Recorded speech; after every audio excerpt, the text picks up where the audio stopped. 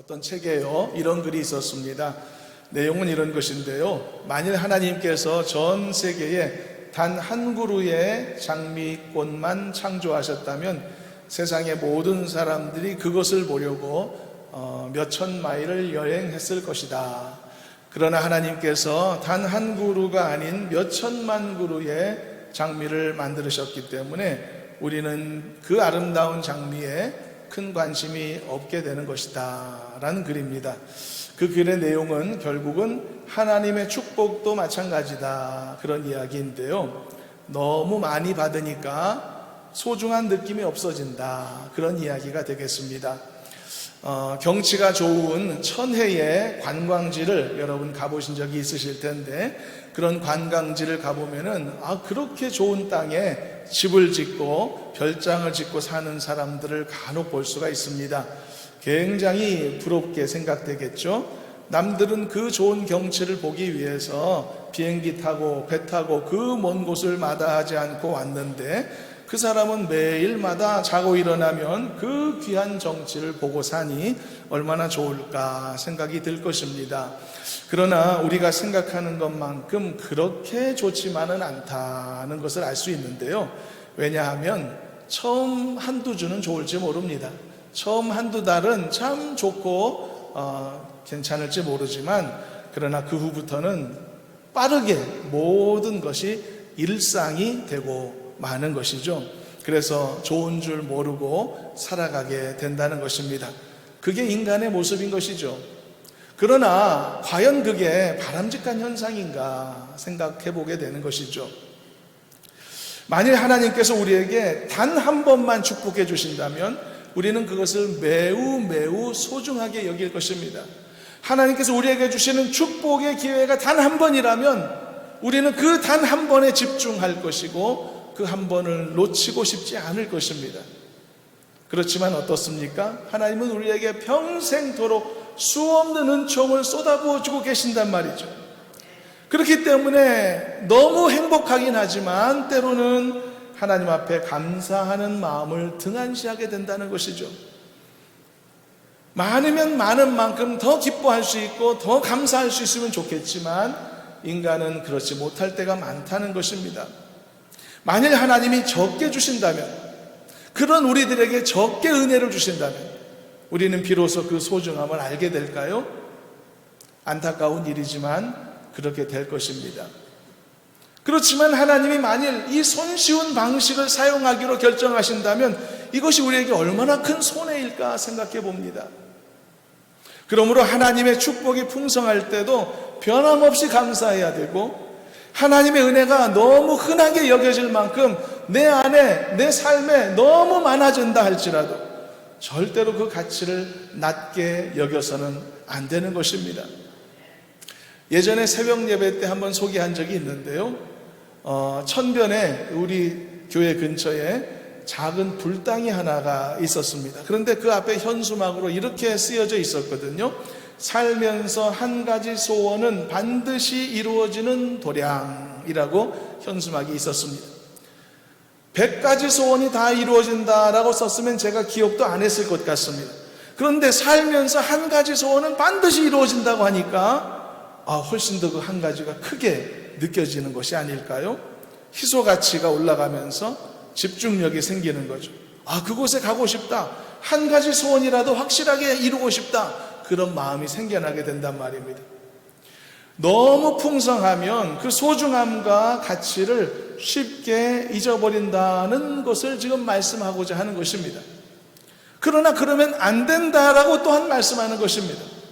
하나님은 우리에게요, 축복을 약속하시면서 숫자에 제한을 두신 적이 없습니다.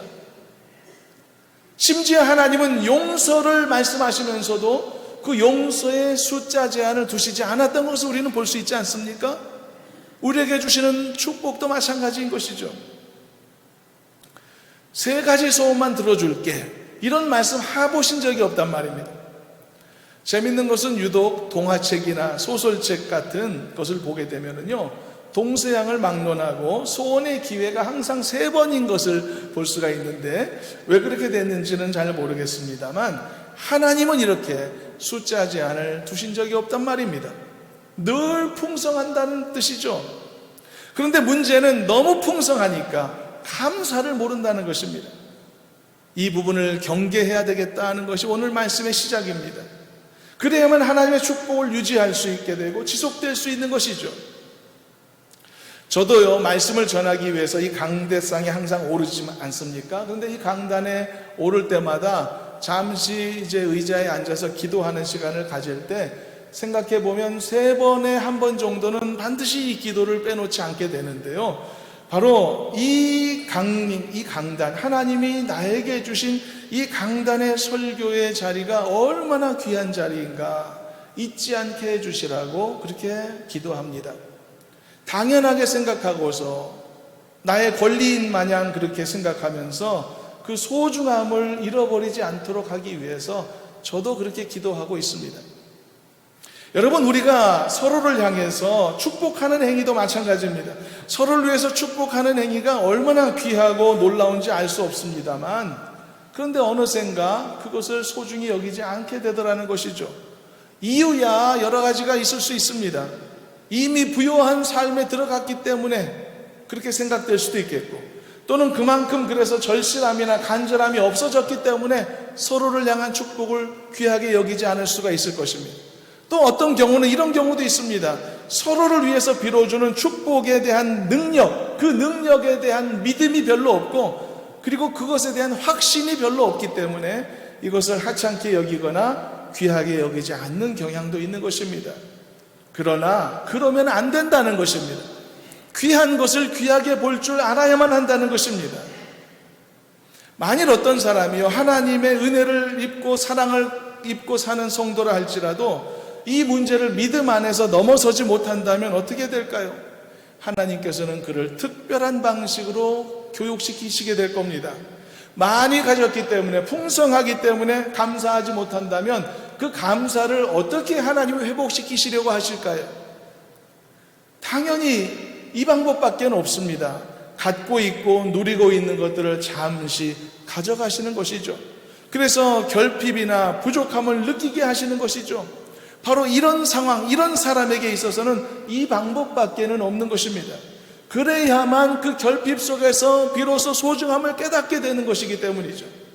이런 안타까운 방식을 선택하는 것은 하나님이 아니라 우리 자신일 수 있다는 것을 우리는 직시할 필요가 있는 것입니다. 그러므로 우리는 미리미리 주신 것들, 가진 것들에 대하여, 누리고 있는 것들에 대하여, 그것의 많고 적음에 상관없이, 그것의 부족함이나 그것의 어떤 모자람의 느낌이나 그런 것들이 우리 가운데 있고 없고에 관계없이 언제나 귀하게 알고 언제나 주신 것을 감사히 여기며 하나님 앞에 영광 돌리며 살아가야 할 줄로 믿습니다. 부족할 때도 감사하는 성도 되시기를 바랍니다. 많을 때는 더 감사하는 성도가 되시기를 바랍니다. 더 많이 주셨다면 더 많이 감사하는 성도가 되시기를 바랍니다. 하나님의 은혜와 나의 감사는 항상 정비례가 되실 수 있기를 바랍니다. 반비례되거나 어긋나는 그래프가 되면 안 되는 것입니다. 많이 주시면 더 많이 감사할 수 있고, 더 풍성하게 여기 주셨다면 더 풍성하게 영광 돌릴 수 있어야 되겠습니다. 그래야만 하나님이 나에게 주시는 이 축복의 통로가 막힘이 없게 될 줄로 믿습니다. 이스라엘 백성들이 약속으로 받았던 가나안 땅을 빼앗겼던 과정도 그 때문이었습니다. 그들이 포로가 되어서 흩어지게 되었죠. 사실 그 이유도 여기에 있었던 것이죠. 가나안의 축복을 누리고 살았으면서도 감사할 줄 모르고 귀하게 여길 줄 몰랐기 때문입니다. 그래서 결국은 하나님은 그 가나안의 축복을 가져가셨던 것이고, 그리고 수십 년간의 고통스러운 포로 생활을 경험하게 만드셨단 말이죠. 그래서 그들은 결국은 하나님이 자기에게 주셨던 것들이 얼마나 소중한 것이었는지 비로소 깨닫게 되었던 것이죠. 그리고 이제 나중에 그들이 다시 옛 고향으로 돌아오게 되었을 때 처음처럼 하나님이 주신 그 작은 것에도 감사히 여기고, 그리고 귀한 마음으로 바라볼 줄 아는 그런 마음으로 회복될 수 있었던 것입니다. 그리고 이러한 하나님의 회복의 계획 속에는 서로를 향해 축복하는 그 일상적이고도 그 작은 행위에 대한 소중함도 다시 깨닫고 회복하시도록 하는 그런 하나님의 계획도 이 하나님의 회복 계획 속에 포함되어 있었던 것이죠. 오늘 말씀을 통해서 우리는 이 부분을 살펴보려고 하는 것입니다. 예레미야 31장 말씀은 하나님께서 이스라엘 백성들을 회복하게 하시고 다시금 새로운 시작으로 이끄시겠다는 놀라운 예언을 기록하고 있습니다. 그리고 이 말씀은 선지자 예레미야를 통해서 주신 말씀이고요, 예레미야는 꿈을 통해서 이 예언의 말씀을 전달받았다라고 우리가 읽은 26절에서 확인할 수가 있죠. 그래서 이제 본문에 기록된 내용들을 통해 하나님께서 무엇을 회복시켜 주겠다고 약속하셨는가, 그 내용들을 몇 가지로 한번 정리해 보시도록 하겠습니다. 먼저 첫 번째입니다. 하나님은 포로들이 다시 돌아오게 될 그 땅을 회복시켜 주시겠다고, 즉 하나님이 예전에 약속하셨던 이스라엘 민족이 그 땅의 거룩함을 회복시키시겠다라고 약속하셨습니다. 그러니까 일명 땅의 회복을 약속하셨다는 뜻이죠. 본문 23절을 읽어보도록 하겠습니다. 함께 합독해 보도록 합니다. 만군의 여호와 이스라엘의 하나님께서 이와 같이 말씀하시니라. 내가 그 사로잡힌 자를 돌아오게 할 때에 그들이 유다 땅과 그 성읍들에서 다시 이 말을 쓰리니 곧 의로운 처소여 거룩한 산이여 여호와께서 내게 복 주시기를 원하노라 할 것이며. 이 말은 이런 것입니다. 하나님은 단지 잡혀간 포로들을 돌아오게 하시는 은혜만 베푸신다는 말씀이 아니었던 거죠. 사로잡힌 자들이 돌아옴을 통해서 사람들이 회복되는 것을만 그치는 것이 아니라 그들이 살았던 성읍과 터전들, 삶의 기반들까지 모든 것을 회복시켜 주시겠다라고 하는 그런 약속의 말씀이 있었던 것입니다. 그리고 무엇보다도 더 중요한 것은 마치 저주받은 것처럼 되고 말았었던 그 무너진 예루살렘과 그 유다 땅을 다시금 돌이키셔서 그곳을 의로운 처소라 부를 수 있도록 만들고 거룩한 산이 되도록 만드시겠다라고 약속하셨던 것입니다. 그러므로 여러분, 이것은 완벽한 회복을 의미하는 것입니다. 무늬만 회복이 아니라 완벽한 진정한 회복에 대한 약속이었던 것이죠. 그저 사람만 데려다 놓는 회복이 아니라 예전의 거룩함을 다시금 일으켜 주시고 예전의 경건함을 다시금 일으켜 주시고 예전의 의로움까지 회복하게 하시겠다는 완벽한 회복의 약속이었던 것입니다. 마치 여러분, 큰 부상을 당해 목숨을 잃게 된 어떤 사람을 다시 살려주시되 단지 목숨만 살려주시어 회복시켜 주시고 그가 당한 모든 부상은 그냥 내버려 두신 채 된다면 그게 진짜 회복일까요? 하나님은 그렇게 하시겠다는 말씀이 아닌 것입니다. 그의 목숨까지 회복시켜 주실 뿐 아니라 그가 다쳐서 부러진 뼈들을 다시 붙여주시고 찢겨진 살들을 꼬매어 주시고 흘려서 바닥에 뿌려진 피들까지 그 모든 것을 원래의 건강한 상태로, 그러한 일이 있었는가 싶을 정도의 완벽한 상태로 회복, 즉 복원시켜 주시겠다라고 하는 약속을 말씀하시는 것입니다. 우리도 여러분, 회복을 꿈꿀 수는 있으나 사람이 생각하는 회복에는 언제나 상처가 있고 흉터가 있어서 완전한 회복이란 불가능한 것입니다. 그러나 하나님은 그렇게 하실 수가 있는 것입니다. 여러분, 쏟아진 물은, 엎질러진 물은 돌이키지 못한다는 인간의 속담이 있지 않습니까? 그것이 인간의 무능함을 적나라하게 보여주는 속담 아닙니까? 물 하나 쏟는 거 얼마나 가볍게 일어나는 일상의 일입니까만 이것이 그대로 담겨진 물이 다시 이 내 물병 속에 들어온다는 것은 상상할 수 없는 불가능한 일 아닙니까? 인간의 무능함은 거기에 그치고 있는 것이죠. 그러나 하나님은 완벽하게 회복시켜 주신다고 말씀하십니다. 쏟아진 물이 다시 담아진다고 말씀하는 것입니다. 흘려 뿌려진 피들이 다시 한번 담아져서 완벽한 모습으로 회복시켜 주신다고 말씀하신 것입니다. 사람은 꿈꿀 수 없는 회복, 사람은 상상도 하지 못하는 회복, 그것이 하나님이 여러분들을 향해, 그리고 그 이전에 나라를 잃어버려 포로 생활 속에 있는 이스라엘 민족을 향해 말씀하시고 약속하신 회복이라는 것을 잊지 마시기를 주님의 이름으로 축원합니다. 이것이 진정한 회복인 것입니다.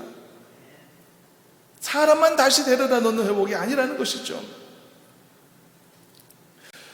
여러분, 질병으로 죽음을 앞두고 있는 어떤 사람에게 다시 살고 싶습니까? 물으면 무슨 대답이 나오겠습니까? 당연히 살고 싶다는 대답이 나오겠죠. 그러나 그 병자의 대답에는 한 가지 전제가 들어있는 것입니다. 예전의 건강한 모습으로 돌아갈 수 있다는 전제인 것이죠. 똑같이 병든 모습으로 살아간다면 다시 살고 싶은 마음이 들지 않는 사람들이 많을 겁니다. 하나님은 단지 포로로 잡혀있던 백성들을 그곳에서 끄집어내셔서 원래 있던 자리로 데려다 놓으시겠다는 것에 그치지 않았던 것입니다. 그것은 단지 부상당한 몸은 그대로 둔 채 목숨만 연장시키는 것과 다르지 않을 것이기 때문에 진정한 축복이라 회복이라 말할 수 없는 것이죠. 그러나 하나님께서는 그들이 살았던 그 성읍을 다시 한번 일으키시겠다고 말씀한 것입니다. 그들이 하나님 앞에 경배 드렸었던 그 산을 다시 한번 거룩한 산이 되게 만들겠다 말씀하신 것입니다. 의로운 처소로 거룩한 산으로 다시 한번 부를 수 있도록 만드시겠다는 것이죠. 그래서 이것을 진정한 하나님의 회복의 언약이라고 말하는 것입니다. 사랑하는 성도 여러분, 나를 회복하게 하실 하나님이 이런 하나님이심을 잊지 말고 살아가시기를 바랍니다. 그래서 나를 회복시키시고 나의 가정을 회복시키실 하나님을 이런 수준으로 기대하는 여러분 되시기를 소망합니다.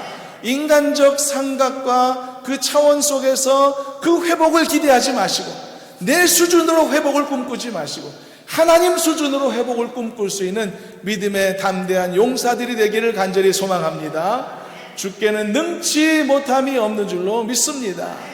능한 손길을 통하여서 깨어지고 어그러진 내 삶과 내 삶 주변과 내 환경들을 얼마든지 완벽한 것으로 처음 것처럼 새 것으로 완벽하게 회복시켜 주실 줄로 믿습니다. 이것이 하나님의 능력이며 하나님의 약속임을 기억하며 저와 여러분들의 생활 속에서도 이런 능력이 나타나기를 소망하고 그 능력을 경험하는 모든 성도 되기를 주님의 이름으로 축원합니다. 두 번째 의미입니다. 하나님의 회복의 약속은 이제는 가진 것에 대한 감사와 축복으로까지 이어진다는 사실입니다. 일명 입술의 회복이라고 말할 수 있을 겁니다. 또는 관계의 회복이다 이렇게 표현할 수도 있을 겁니다. 여러분, 이것은 더 놀라운 회복입니다. 포로 생활에서 돌아와 회복된 그 백성들이 이제는 그들이 살게 되는 그 땅을 축복하게 된다는 것이고 더 나아가서 서로를 축복하는 관계가 이루어진다고 말씀하는 것이니 더 놀라운 은혜가 아니겠습니까? 다시 한번 23절을 읽어보겠는데요, 이번에는 맨 뒷부분을 주목하며 다시 한번 23절을 합독해 보시도록 합니다. 만군의 여호와 이스라엘의 하나님께서 이와 같이 말씀하시니라. 내가 그 사로잡힌 자를 돌아오게 할 때에 그들이 유다 땅과 그 성읍들에서 다시 이 말을 쓰리니 곧 의로운 처소요 거룩한 산이요 여호와께서 내게 복 주시기를 원하노라 할 것이며. 이 말씀은 이런 뜻입니다. 포로 생활에서 돌아온 그들이 다시 이 말들을 사용하게 되리라는 것입니다. 그런데 그 말들이 어떤 말이라고요? 축복하는 말인 것입니다. 하나님이 주셨던 모든 것을 축복하는 말이 다시금 솟아나게 된다는 것입니다. 하나님이 허락하셨던 나에게 주신 그 땅을 축복하는 말이 살아나게 되고 더 나아가 그 땅에 함께하는 사람들을 축복하게 되리라는 것이죠. 여호와께서 너에게 복 주시기를 원하노라. 사실 여러분 본문을 보면 이 축복하는 행위가요 지금 막 다시 새롭게 생겨난 것이 아님을 알 수 있습니다. 이 말은 정확히 말하면 과거에 잃어버렸던 말이었던 것이죠. 그렇기 때문에 오늘 본문을 자세히 보면 하나님께서 너희들이 다시 이 말을 사용하게 되리라 이렇게 설명하신 것이 아닙니까? 여러분, 그렇습니다. 무너지기 전에는, 타락하기 전에는, 실족하기 전에는, 그래서 너무 풍성하다고 해서 이 가볍게 여기기 그 전에는 그들은 본래 감사하는 사람들이었고 그리고 서로를 축복할 줄 아는 사람들이었던 것이죠. 여호와께서 너에게 복 주시기를 원하노라. 이 은혜로운 말씀이 서로에게 전달되고 주고받은 축복이었던 것입니다. 일상의 언어였었고 그래서 그들은 이 일상의 언어로 그 땅을 축복했으며 서로에게 복을 빌었던 것이었죠. 그러나 과거 언젠가 이 놀라운 축복의 행위들을 다 잃어버렸던 것입니다. 귀하게 여기지 않게 되었던 것이죠. 범죄 때문에 여러 이유가 있을 수 있습니다. 죄를 지은 것 때문에 또는 우상 숭배로 타락함으로 말미암아 그리고 말씀 앞에서도 언급했듯이 너무 많고 너무 풍성하고 너무 흔해졌다는 이유로 인해서 가진 것에 대한 감사와 축복의 행위를 가치없게 여기게 되었기 때문에 결국은 그것이 백성들 사이에 소멸되고 말았던 것입니다. 그러나 하나님은 이 소멸된 입술까지도 회복시켜 주실 것이라고 약속하셨던 것이죠. 너희들이 다시 이 말을 하게 될 것이다. 여호와께서 내게 복 주시기를 원하노라. 여러분, 잃어버린 삶이 회복되는 것도 기적 같은 일이고 놀라운 것이지만 잃어버린 축복하는 마음이 회복되는 것도 엄청난 은혜라는 것을 이해하고 깨닫게 되시기를 간절히 바랍니다. 물질이 회복되는 것도 기적이고 건강이 회복되는 것도 놀라운 은혜이지만 서로의 마음이 녹아지고 풀어져서 진심으로 서로를 축복할 줄 아는 마음과 언어가 다시 회복되는 것, 더 놀라운 은혜가 아니겠습니까? 여러분들의 입술이 축복하는 입술로 회복되기를 간절히 소망합니다. 질타나 정죄의 입술이 아니라 이제는 격려와 위로와 서로를 향해 복을 빌어주는 복된 입술이 반드시 되시기를 주님의 이름으로 축원합니다. 사랑하는 여러분, 저는요, 하나님께서 여러분들 각 사람에게 복 주시기를 저는 진심으로 소망합니다. 저희 진실된 마음을 의심하지 않으셨으면 좋겠습니다. 진심으로 원합니다. 여러분 한 분 한 분이 복된 사람 되기를 저는 바랍니다. 여러분들에게 전혀 질투심을 느끼거나 그럴 이유도 그럴 생각도 없습니다. 잘 되시기를 저는 바랍니다. 영육간에 하나님의 은혜가 풍성케 되기를 저는 바라고 소망합니다. 이것이 여러분 하나님 아버지의 마음이 아니겠습니까? 이것이 진심으로 양을 품은 목자의 마음이 아니겠습니까? 여러분, 이처럼 서로를 향한 이런 축복의 행위도 하나님이 계획하신 회복의 은혜의 항복 속에 포함되어 있었다는 이야기입니다. 그러므로 여러분, 저도 여러분들에게 진심으로 축복하는 마음이 있듯이 여러분들도 저를 축복하는 성도가 되셨으면 좋겠고 서로가 서로를 축복하는 아름다운 관계를 맺어가는 은혜가 있기를 또한 간절히 소망합니다. 그리고 여러분들이 속해 있는 가정도 바로 이런 축복으로 회복되기를 소망합니다. 우리 교회가, 우리 공동체가 또한 이 축복의 행위로 더 풍성해지고 견고해지기를 간절히 소망합니다. 그렇게 하시기를 주님의 이름으로 당부드립니다. 이 시간에도 간단하게 한번 실천해 보겠습니다. 눈은 옆 사람을 보시고 입은 저를 따라서 자, 한번 해보겠습니다. 여호와께서 당신에게 복 주시기를 원합니다. 반대편 보시면서 여호와께서 당신에게 복 주시기를 원합니다. 그렇게 될 줄로 믿습니다. 여러분들의 작은 입술의 가치를 폄하하지 마시길 바랍니다. 여러분들이 축복하는 작은 입술을 하찮게 여기지 마시길 바랍니다. 하찮게 여길 때 잃어버렸다고 말하지 않습니까? 귀하게 여겨야 그 귀한 것을 알게 되고 그 귀한 것의 능력을 경험하게 되는 것입니다. 여러분들의 심령에서, 여러분들의 가정에서, 우리 교회 안에서 서로를 향한 진심 어린 축복의 행위가 앞으로 더 많아지고 더 깊어질 수 있기를 간절히 소망합니다. 여러분, 예루살렘이 멸망당했던 그 과정이 어땠을까를 생각해 보면 이런 서로를 향한 축복의 행위가 얼마나 어려운 일이었을까, 불가능한 일이었을까를 생각하지 않을 수 없습니다. 여러분 한번 떠올려 보십시오. 그 사태, 그 상황을 한번 떠올려 보십시오. 지난주에 이 튀르키예에서 엄청난 지진이 일어나서 수많은 사람들이 사상되었다고 하지 않습니까? 그 참담한 현장을 우리가 영상을 뉴스를 통해 봤지만 그 현장 한복판에 있다고 생각해 보십시오. 얼마나 참담할까? 여러분, 이 본문의 상황을 속에 한번 들어가 보시길 바랍니다. 얼마나 참담했을까? 예루살렘이 불타서 무너진단 말입니다. 모든 나의 재산과 나의 땅, 모든 것이 파괴되고 약탈되고 있단 말입니다. 사람들이 죽어나가고 내 가족들이 죽어나가고 포로로, 노예로, 짐승처럼 끌려가고 있단 말이죠. 그런 상황에서 어떻게 감사가 일어날 수 있을까? 그런 상황에서 어떻게 서로를 축복할 수 있을까? 불가능한 일인 것이죠. 물론 하나님을 신뢰하는 특별한 사람들은 그 와중에도 그렇게 할 수 있을지 모르겠습니다. 그러나 믿음 좋은 소수는 그렇게 할 수 있을지 몰라도 전체적으로는 이런 환경 속에서 서로를 축복하는 말은 불가능에 가까운 것입니다. 그러나 하나님께서는 가능하게 만드신다는 것이죠. 하나님께서 유다를 회복시켜 주시고 그 성읍을 다시 정결케 하시며 거룩하게 하신 후에, 그래서 회개하고 다시 돌아오게 된 백성들은 비로소 이렇게 허락하신 것에 대해 다시금 감사할 수 있게 되고 서로를 축복할 수 있게 만드시겠다라고 하는 것입니다. 이게 하나님의 오늘 본문에서 주시는 약속인 것입니다. 여호와께서 내게 복 주시기를 원하노라. 서로를 향해 이렇게 축복할 수 있는 환경이 된다는 것은, 그래서 이런 관계가 된다는 것은, 그래서 단지 포로로 잡혀간 백성들이 돌아오는 것으로만 그친 것이 아님을 말하는 겁니다. 백성들이 돌아온 가시적인 변화, 눈으로 볼 수 있었던 이 변화보다도 더 엄청난 변화가 그 속에서, 그 안에서, 감추어진 곳에서 이루어졌다는 것을 의미하는 것이죠. 그것이 훨씬 더 놀라운 기적인 것입니다. 마음이 회복되는 것이죠. 그리고 우리의 그 강팍한 심정이 회복되는 것이죠. 서로를 진심으로 축복할 수 있는 관계가 되는 것이죠. 그러므로 성도 여러분, 사람을 축복하는 일을 절대 작은 것으로 여기지 말기를 바랍니다. 내가 아까 여러분 서로를 축복했지 않습니까? 내가 뭐 그 사람 축복한다고 뭐 별일 있겠어?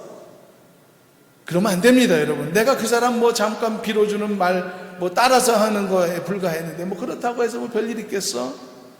여러분, 그렇지 않습니다. 하찮게 여기면 빼앗긴다고 하지 않았습니까? 흔하게 여기고 대수롭지 않게 여기면 결국은 잃어버린다고 하지 않았습니까? 서로를 축복하는 것에는 하나님의 권능이 있는 줄로 믿습니다. 내가 빌어주는 축복은 내가 있는 건, 나에게 있는 걸 주는 거 아닙니다. 나는 가진 게 없는데 뭘 줍니까? 베드로 요한도 말했죠. 내게 있는 것은 없다. 그러나 나에게 그 있는 것으로 너에게 준다. 나사렛 예수의 이름으로 일어나 걸으라고 말이죠. 하나님의 권능을 제시하지 않았습니까? 우리가 축복하는 것은 내가 있는 것을 주는 게 아니라 하나님이 가지신 것을 그에게 빌어주는 것이죠. 그러므로 마음껏 축복하는 관계가 되시기를 주님의 이름으로 소망합니다. 기도의 행위도 마찬가지입니다. 어떤 사람은 기도하면서도요, 자기 기도의 능력을 무시하기도 합니다. 그런 일이 많이 있습니다. 기도의 능력을 진짜 아는 사람은 기도를 멈추지 않는 법이죠. 그리고 기도의 능력을 진짜 아는 사람은 다른 이들에게 기도 부탁도 하게 되는 것입니다. 혹시 평생을 가도 기도 잘 하지 않는 사람이 있다면 그것은 기도하지 않아도 될 만큼 그의 삶의 은혜가 풍성했기 때문이 아니라 단지 기도의 능력을 모르기 때문인 것입니다. 평생을 가도 누구인가인가 기도 부탁 한번 잘 하지 않는 사람이 있다면 그것도 마찬가지입니다. 기도 부탁하지 않아도 될 만큼 그의 삶이 평탄하고 풍성했기 때문이 아니고 단 한마디의 믿음의 기도가 나의 부족하고 연약한 인생을 얼마나 놀랍게 바꾸어 놓을 수 있는가, 이 기도의 능력을 모르기 때문인 것입니다.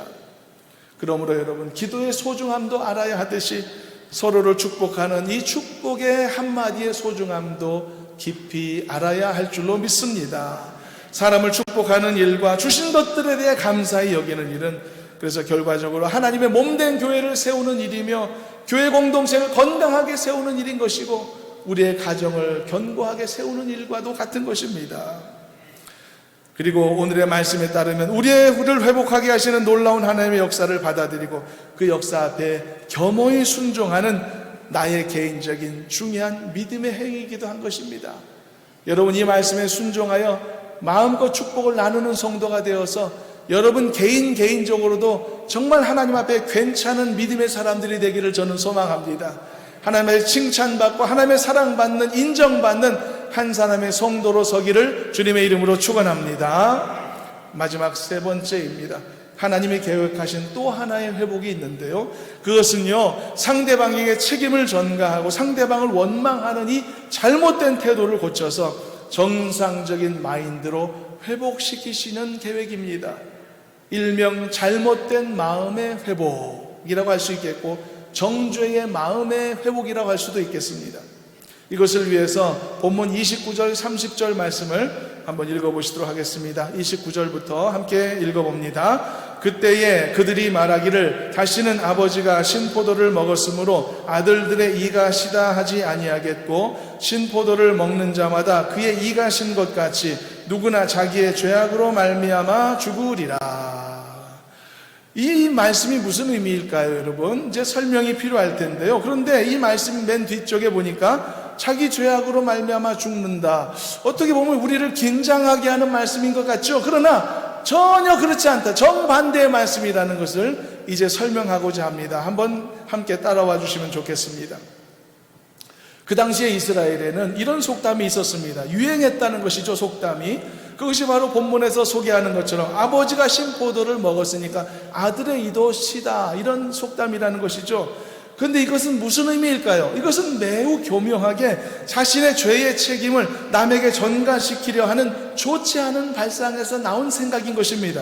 아버지가 신포도를 먹었으니 아들의 이도 시다는 말 속에는요, 자기의 불행의 원인을 그 조상 탓으로 돌리려고 하는, 부모 탓으로 돌리려고 하는 악한 마귀의 생각이 들어있는 것이죠.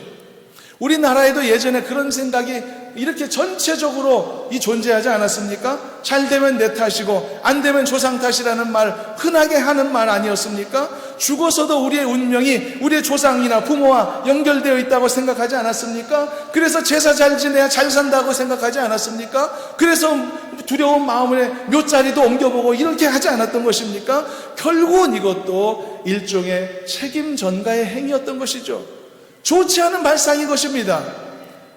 그리고 한때 유행했던 가계의 저주 같은 것들, 그것이 각 사람이 흐르고 있다는 그 생각도 역시 자신의 그 불행한 삶을 그저 조상 탓으로 돌리고 그 나쁜 피 탓으로 돌려서 피할 수 없는 운명처럼 받아들이게 만드는 그런 악한 마귀의 흉계가 들어있는 것이란 말이죠. 아마 그때 당시도 그랬을 것입니다. 포로 생활 중에 있었던 백성들을 생각해 보십시오. 그 백성들에게도 이런 생각이 스며들기가 얼마나 쉬웠을까? 여러분, 포로 생활 중에 있었던 그들이요, 가장 큰 이런 생각의 위험에 노출되어 있었던 것입니다. 바벨론 포로 생활이 몇 년 있었죠? 70년 있었습니다. 70년이면 완벽한 한 인생의 한 세대 아닙니까? 이것이 무엇을 의미합니까? 바벨론에서 포로로 끌려왔던 사람들, 그 당시에는 청소년기, 유아기에 끌려왔던 사람도 있었을 것이고, 바벨론에서 아예 태어나서 그곳에서 자라고 청년되고 장년된 사람들도 수두룩하게 많았을 것이라는 뜻 아닙니까? 그렇다면 그들이 어떤 생각을 했을까요? 직접적으로 자신 앞에 주어졌던 이 불행한 삶에 대한 내 책임은 없다고 생각하지 않았을까요? 내가 잘못한 게 뭐가 있어? 우리 조상들이 범죄했고 우리 부모들이 못나게 했기 때문에 이 나라를 망쳐먹고 나라가 망해서 우리가 이렇게 고생하고 있는 거 아니야? 아버지가 신포도 먹었으니까 나는 신포도 먹은 적이 없는데 내 입도 신 거 아니야? 사실 이런 생각이 들만도 한 것 아닙니까? 어떤 아기는 태어나 보니 재벌 2세, 재벌 3세 이런 거 있지 않습니까? 그 아기가 스스로 선택한 겁니까? 태어나 보니까 아빠가 대통령, 이런 경우 말이죠. 이건 그 아이가 선택한 환경이 아니죠. 그러니까 그 아이가 한 일은 아무것도 없다는 뜻인데, 반대로 말하면 그 아이에는 그것에 대해 어떤 책임도 없다는 뜻이기도 하죠. 그러니까 반대 상황도 가능하다는 뜻입니다. 태어나 보니까 바벨론 포로의 자식, 태어나 보니까 애굽 노예의 자식이더라. 만약 그렇다면 그 바벨론 포로의 자식들은 너무나 억울하지 않겠습니까? 내가 선택한 것도 아닌데, 내가 잘못해서 이 지경이 된 것도 아닌데, 내가 왜 포로의 자식이 되어서, 내가 왜 노예의 자식이 되어서 나라 잃은 국민의 서름으로 이렇게 고통하며 살아야 되냐? 조상 탓 아니냐? 물론 그들의 입장에서 보면 바로 이런 생각이 들만도 한다는 말이죠.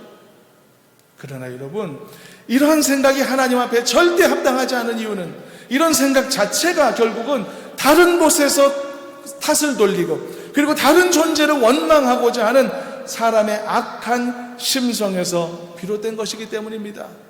내 책임을 면하고자 하는 생각, 예루살렘이 멸망을 당하고 성읍들이 파괴되는 상황, 백성들이 포로로 끌려가는 그 아수라장 같은 그 당시에도 얼마나 많은 사람들이 그 책임을 서로에게 전가했을까요? 다 너 때문이라고, 다 지도자 때문이라고, 다 너 때문이다, 이렇게 서로 손가락질하며 원망하며 이 엄청난 그 재난의 상황을 이게 맞이하고 있는 그런 상황이 아니었겠습니까? 네가 잘못해서 이렇게 됐다고요. 그리고 포로 지역에서 이 장성한 2세대들은 또 얼마나 부모를 원망했겠습니까? 부모들이 잘못해서 이렇게 됐다고, 조상들이 범죄해서 우리가 이 지경에 놓였다고. 그러나 여러분, 이런 어리석은 논쟁을 멈추지 않으면 그들은 모두 자신의 잘못을 돌아보지 못한 채 남 탓만 하는 죄악에서 빠져나올 수가 없는 것입니다. 그래서 하나님은 책임을 전가하고 다른 사람을 원망하는 그들의 어그러지고 병든 마음까지도 회복시켜 주시겠다라고 이렇게 말씀하셨던 것입니다. 그러니 이것이 얼마나 놀라운 은혜입니까? 얼마나 놀라운 축복입니까? 육신의 질병이 회복되는 것도 기적 같은 기쁨이겠지만, 잃어버렸던 모든 것을 다시 되찾게 되는 것도 놀라운 은혜이겠지만, 서로를 원망하고 남 탓하는 병든 마음이 고쳐지고 회복되어서 서로를 향해 축복의 말을 건넬 수 있을 만큼의 건강한 마음으로 돌이키게 된다는 것은 또 얼마나 더 큰 은혜이겠습니까? 하나님의 회복의 약속은 여기까지 이르게 됐다, 여기까지 이르고 있다는 것이 오늘 말씀의 내용이었던 것입니다. 그런 의미가 방금 읽은 말씀인데, 다시 한번 29절 30절을 읽어보면서 이 뜻이 이 뜻이구나 라고 하는 마음가짐으로 한번 다시 29절부터 읽어보도록 합니다. 그때에 그들이 말하기를 다시는 아버지가 신포도를 먹었으므로 아들들의 이가 시다 하지 아니하겠고, 신포도를 먹는 자마다 그의 이가 신 것 같이 누구나 자기의 죄악으로 말미암아 죽으리라. 누구나 자기 죄악으로 말미암아 죽는다. 이것은 우리를 긴장케 하는 정죄의 말씀이 아니었던 것입니다. 오히려 이것은 우리가 어리석은 생각으로 스스로를 올가매었던 그 어리석은 올무에서 해방시켜 주시는 놀라운 축복의 말씀이었던 것이죠. 그래서 이제부터는 다른 사람들에게 책임을 전가하고 다른 사람들을 원망하고 죄를 떠넘겨서 또 하나의 죄를 짓는 어리석은 행위를 금하시겠다는 것이고, 그 어리석은 마음에 사로잡힌 자들을 회복시켜 주시겠다라고 하는 말씀인 것입니다. 그래서 이제는 이런 속담을 폐기시키시겠다는 것이죠. 이 당연한 이치, 누구나 자기가 지은 죄를 자기가 떠맡는 이 공의롭고 이 정상적인 상황, 바로 이런 상황을 하나님이 만들어 가시겠다는 뜻이 이 말씀의 내용이었던 것입니다. 그래서 여러분, 이것이 바로 하나님께서 그 당시 이스라엘을 향해 계획하셨던 놀라운 회복의 프로젝트였던 것입니다. 말씀을 정리하겠습니다. 사랑하는 여러분, 우리의 삶에도 반드시 회복이 필요할 줄로 믿습니다. 여러 영역과 상황은 다르겠지만은 반드시 하나님의 회복이 필요한 우리의 삶이라는 것을 우리는 보고 있을 것입니다. 그러나 그렇기 때문에 여러분, 우리가 회복을 꿈꾸고 있다면 이제는 어떤 의미의 회복을 우리가 꿈꾸고 기도해야 될지 이 말씀을 통해서 도전과 힌트를 얻으시기를 간절히 소망합니다. 무늬만 회복이 아니고 그저 겉으로만, 외모적으로만 회복이 아니라 나의 삶을 근원적으로 고치시고 치유하시고 완전케 하시는 하나님만이 하실 수 있는 놀라운 회복의 역사를 기대하고 고대하고 기도 제목 삼으며 나아가시기를 간절히 소망합니다. 하나님은 저와 여러분들을 하나님의 자녀로 삼으셨기 때문에 반드시 이 놀라운 역사를 우리 모두에게 베풀어 주실 줄로 믿습니다. 몸도 회복되기를 소망합니다. 마음도 회복되기를 소망합니다. 관계도 회복되기를 소망합니다. 생활도 다 회복되기를 소망합니다. 병든 육체도 회복되기를 소망합니다. 상한 마음도 다 회복되기를 소망합니다. 이처럼 여러분들의 삶에 모두에게 필요한 영역들에서 이와 같이 아름다운 회복의 역사가 나타나는 놀라운 은혜가 있기를 주님의 이름으로 축원합니다.